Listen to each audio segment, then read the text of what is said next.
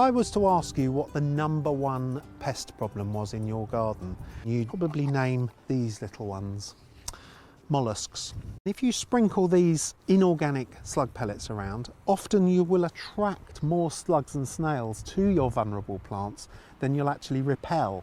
The slugs and snails will eat them and in most cases die, but then a lot of them will survive. So if you want to garden organically, there are 4 P's that I like to consider. And the first one is prevention. Choose plants that are tough and resilient and that aren't going to get munched to death. And feeding plants with something like this Vitax Q4 will toughen up the leaves of your plants.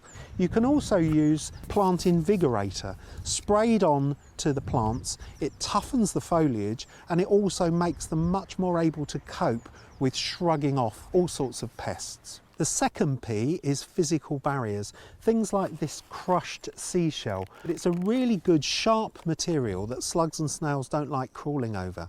You could also use coarse grit or coarse sand as well. Copper induces an electrical current to flow through it.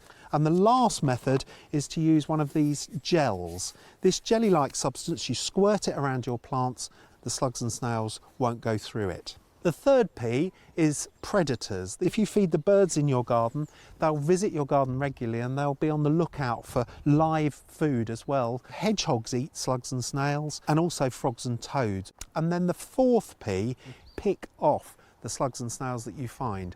Now that's best done early in the morning and last thing at night.